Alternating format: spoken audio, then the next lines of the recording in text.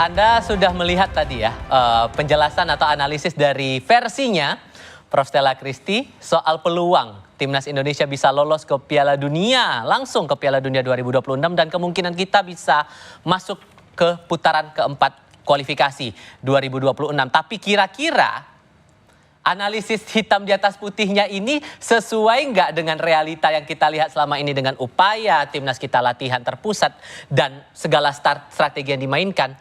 Apakah peluangnya memang sebesar itu? Bung Ropan juga sudah bergabung bersama kami di studio hari ini. Apa kabar, Bung? Baik, baik. Terima kasih sudah mau bergabung di studio kami kali ini. Dan Prof. Stella juga masih bersama kami. Melihat analisisnya tadi, Bung. Ya. Secara angkanya kan 41 sekian persen kalau kemungkinannya itu. Bahkan ada peluang bisa lebih tinggi daripada itu. Menurut Anda itu realistis melihat segala upaya yang dilakukan timnas kita? Atau justru bisa lebih tinggi daripada itu? Ya, menarik di sini bahwa bagi Indonesia saya pikir tidak ada pilihan lain. Secara realistis kita ada di putaran keempat. Jangan berpikir melawan Jepang. Maka fokus itu ada lawan Tiongkok. Itu harga mati buat kita untuk bisa memenangkan pertandingan. Kalau kita berpikir untuk bisa langsung lolos itu kecil kemungkinan. Karena Australia 13 poin. Kalau mereka menang, mereka main lebih dulu lawan kita. Jam 17 kita main jam 20.45. Kalau mereka menang selesai 16 poin. Sulit, kita menang 2 kali pun melawan Jepang dan Tiongkok. Cuma 15 poin. Jadi itu saya pikir sulit. Dan Australia pasti akan habis-habisan karena bermain melawan Jepang di kandang. Makanya 3 poin itu menjadi tuntutan buat mereka. Mereka punya motivasi yang luar biasa. Mereka menahan Jepang 0-0. Bermain di Jepang dan sekarang mereka bermain hanya butuh 1 kemenangan. Nah itu yang membuat bahwa kecil peluang kita. Peluang kalau untuk bisa berharap. Namun dalam sepak bola kan kadang-kadang sulit dihitung secara matematis. Ya kan? Selalu ada faktor keberuntungan itu yang harus kita hitung. Hampir saya mau bilang soal itu tadi. Ada faktor kalau kemarin di Bahrain kita bisa menang bukan 2-2, maka peluang kita untuk 12 poin itu ada. Peluang untuk bisa lolos sangat besar. Mungkin di atas 60% lah kita bisa lolos karena hanya selisih 1 dengan Australia. Harapan buat kita yang saya pikir Jepang mengalahkan Australia. Itu yang membuat grup C ini rame. Dan kita menang melawan Tiongkok. Berarti kita di posisi ada 12 poin. Australia tertahan di 13 poin karena kalah lawan Jepang. Itu harap sama kita. Dan Arab bersama Bahrain draw. Karena pertemuan pertama di Arab mereka bermain draw. Sehingga posisi kita ada di peringkat ketiga. Dengan harapan bahwa pertandingan terakhir Australia dan Arab akan bunuh-bunuhan dalam tanda kutip. Harus ada yang pemenang. Kalau mereka imbang dan Jepang misalnya kita bisa menang, mereka akan mengatakan tidak akan memainkan semua pemain-pemain terbaik yang ada di Eropa. Tapi mungkin nggak tuh bisa berubah keadaannya kalau menurut Anda? Saya pikir mereka sudah lolos. Untuk apa mereka untuk habis-habisan? Iya sih. Kalau potensi resiko cedera pemain itu kan besar. Kan ini pemain-pemain mahal yang ada di Eropa. Mereka bermain dengan tim kedua juga sudah aman kok. Tapi kalau kita bisa memanfaatkan, kemudian ada terjadi sesuatu antara Arab dan Australia, misalnya imbang, itu kan saya bilang faktor keberuntungan itu harus kita hitung. Dan kita menang katakan 1-0 lawan Jepang, kita langsung lolos. 15 poin kan? Itu yang memungkinkan kita lolos. Tapi kan sulit untuk bisa mengatakan demikian. Karena Jepang bermain dengan tim lapis kedua juga kuat. Mereka bermain di Indonesia, mereka menang 4-0 lawan kita. So, kalau mau lihat angka-angka tadi, kalau menurut Anda juga sependapat dengan besaran angka seperti yang dihitung oleh Prof. Stella tadi? Saya pikir itu bisa terjadi. Jadi realistis bahwa kita peluang benar.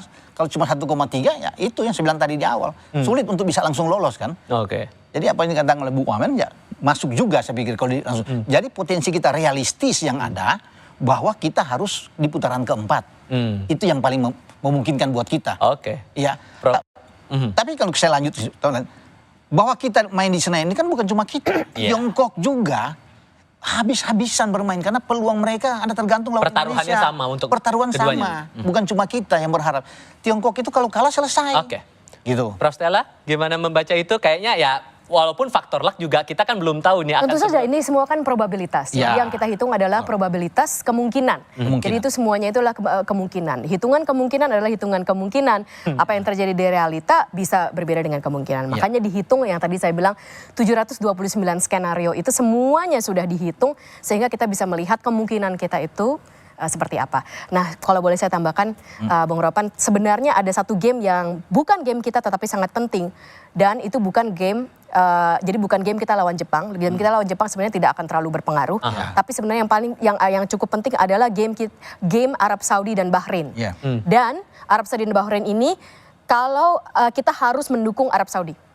Why? Kalau Saudi, karena berdasarkan tadi 729 skenario itu, kalau Saudi menang dengan Bahrain, peluang kita sebenarnya akan naik, begitu, 44,5%.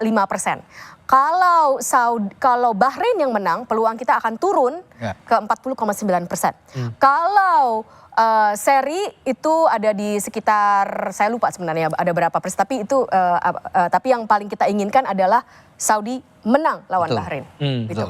Anda setuju? Iya, karena kalau Saudi menang melawan Bahrain, posisi keempat kita aman kalau kita menang melawan Tiongkok.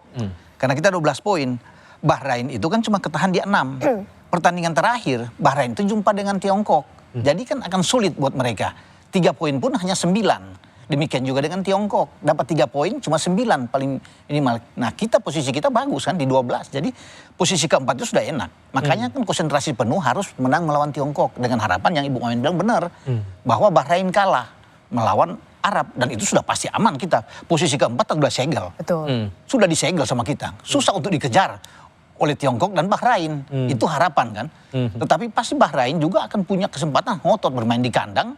Dan mereka juga punya motivasi kuat. Mereka mampu menahan Arab kosong-kosong di kandang mereka, di kandang Arab kan. Jadi rame ini. Ini sambil kita ngobrol, saya juga mau mengajak Anda di pemirsa Kompas TV yang sedang mengakses media sosial kami juga menggelar polling via media sosial. Pertanyaannya nih, siapa pemain timnas pilihan Kluivert untuk lawan Tiongkok? Nah, yang Anda lihat ini adalah beberapa komentar atau usulan dari warganet soal starting line up pilihan mereka. Ini juga menjadi suara-suara aspirasi dari para penggemar sepak bola kita untuk kemajuan timnas kita. Dari Ardi Gatra, starting line up-nya ada nama Emil Audero, Hubner, Ijes, Meselhers, kemudian Verdong, Kevin Dix, lalu ada JP Lupesi, Tom Haye, Dean James, Rafael Strijk, dan Ole Romani. Itu baru satu. Kemudian ada juga nih nama dari akun Arwanka Kasilas nih mengusulkan nama Emil, Rido, J, Hubner, lalu ada Yakob juga di situ, Verdong, Tom Haye, Joy. Lalu di barisan depan ada nama Egi, Lili Pali, dan Ole Romani. Satu lagi ada Ervan Ahmad Albar yang memilih nama Emil, Ijes, Hubner, Mes, Verdong, Kevin Dix, Lili Pali, Rafael Strijk, dan Ole Romani. Kalau buat Prof Stella, dari 3 opsi itu, mana yang kayaknya, ini kayaknya kemungkinannya bisa nih buat lawan Tiongkok nanti, atau punya versi sendiri nih? Saya belum punya versi sendiri karena saya belum hitung. Tapi saya yakin pelatih kita tahu, dan ini kembali lagi sebenarnya pilihan apa ini bukan berdasarkan perasaan tapi berdasarkan statistik. Jadi bisa dilihat dengan line up yang berbeda di pertandingan sebelumnya itu statistiknya seperti apa. Inilah kenapa saya juga bilang bahwa ini bukan karena tiba-tiba begitu, tapi seluruh tim internasional itu selalu pasti pakai statistik untuk melihat, termasuk begini untuk menentukan bagaimana line up kita yang paling membuka peluang. Kembali lagi itu dengan menggunakan statistik dari yang sudah terjadi sebelum-sebelumnya. Begitu. Dan menurut Anda posisi kita amankah untuk melawan Tiongkok nanti tanggal 5? Saya yakin. Kalau lawan Tiongkok kita pasti menang. Oke. Ya. Gimana Bung Ropan? Membaca, iya. karena begini, kita kan pasti belajar dari berbagai pertandingan yang sudah pernah kita lalui di putaran-putaran sebelumnya, dan kita ini udah sejauh ini loh. Apakah akan ada kemungkinan strategi yang berubah atau justru akan mengadopsi strategi yang pernah dipakai di pertandingan sebelumnya untuk melawan Tiongkok nanti? Saya pikir bagi Patrick Kluivert dia harus mempertahankan the winning team dia. Apa yang kita dapatkan ketika melawan Bahrain itu dia harus pertahankan dan tidak boleh diubah-ubah. Ya, kita bermain di kandang dan hanya Jepang yang mampu mengalahkan kita.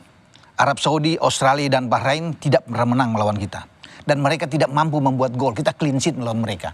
Cuma Jepang. Jadi kalau dia mengubah the winning team kita itu agak beresiko juga. Jadi kalau apa yang saya lihat tadi dengan 3 opsi itu, saya agak berbeda. Gimana tuh? Kalau saya Emil Audero main, di kanan ada Kevin Dix, di kiri Calvin Verdong, 3 di tengah itu Jai Ises, kapten, ada Yasin Hubner dan Rizky Ridho. Kemudian di 2 gelandang itu dipakai Tom Haye dan JP Lupesi. Di depan Ole Romani, Yakob Sayuri dan juga dengan Vano. ya Stefano Lillipali. Jadi ada 2 pemain yang bermain di Liga 1 yang sedang bagus-bagusnya. Itu diberikan kesempatan. Vano dengan di Borneo bagus, kemudian Jakob bermain dengan Malut United juga bagus. Jadi ini 2 wing kita yang sangat cepat. Mereka pemberi asis yang oke, pengumpan yang bagus, dan juga bisa menjadi pencetak gol. Jadi ini enak buat Ole Romani untuk bisa menerima pasokan bola-bola crossing dari 2 pemain sayap ini, menurut saya. Tapi tentunya kan semua berpulang ke pelatih, karena pelatih yang menentukan, dia yang bertanggung jawab terhadap tim. Betul. Tapi nggak akan ada yang signifikan menurut Anda perubahan-perubahan untuk strategi? Nggak ada. Kalau signifikan 99% dia akan coba untuk mempertahankan apa yang kita dapatkan menang melawan Bahrain. Mungkin kalau pergantian pemain pun cuma 1. Kalau ditanya di mana itu 1 itu, mungkin hanya di antara pemain belakang, ya itu 3 pemain belakang. Kalau bermain dengan formasi taktik dia 3-4-3, mungkin hanya akan berganti. Apakah Mes Hilgers akan masuk untuk mengisi posisi Rido atau mengisi posisi Yasin Hapner? Itu kan yang menjadi pertanyaan. 1 pemain itu. Kalau Jai Isis kan kapten, sulit untuk digantikan. Jadi saya pikir itu yang akan ada. Hanya 1 pemain itu yang akan coba terjadi pergantian. Kalau dia berganti 2-3 pemain, nah itu resiko. Berat buat kita. Saya tidak yakin. Ya, gitu. So ekspektasi Anda, Prof, untuk tanggal 5 nanti sebagai pecinta sepak bola, sebagai orang yang punya harapan bahwa timnas kita bisa lolos Piala Dunia, pengennya mau ngomong apa nih ke Coach Kluivert dan teman-teman nih buat tanggal 5? Sebenarnya saya mau bilang ke teman-teman santai aja. Nikmati permainan. Nikmati permainan. Enjoy the game. Karena berdasarkan statistik, Lagi. iya, seri pun oke. Jadi sebenarnya nggak ada beban. Dan kita main di sini, di kandang. Pasti akan banyak dukungan dari tim kita. Dan berdasarkan bukti sains, dukungan moral dari pemain kandang itu berdasarkan statistik juga, kemungkinan menang bermain di tuan rumah itu, sebagai tuan rumah itu biasanya jauh lebih tinggi. Jadi tentu saja berikanlah yang terbaik, jangan ada pressure. Karena kalau ada pressure itu juga tidak baik untuk pemain kita. Nikmati permainannya, bermainlah yang paling baik. Dan saya rasa kita akan menang. Optimis untuk kita bisa menghadapi Piala Dunia 2024. Apapun jalurnya ya, mau kita langsung lolos, putaran keempat juga, putaran kelima juga, kita harus yakin. Karena kita sudah sejauh ini bisa mencapai titik itu. Betul. Prof Stella, Bung Ropan, terima kasih ya sudah mau berbagi perspektif, analisisnya, termasuk kita matematika sedikit malam ini tadi dengan Prof Stella, tapi semuanya ringan-ringan saja dan semoga bisa dipahami juga oleh para penonton kita. Terima kasih sekali lagi sudah mau datang ke studio Kompas TV malam hari ini semuanya. Dan informasi lain kami hantarkan untuk Anda selepas jeda, termasuk tim Was Haji DPR yang merespons sejumlah WNI yang mencoba masuk Mekah lewat gurun pasir. 1 WNI ditemukan meninggal karena dehidrasi.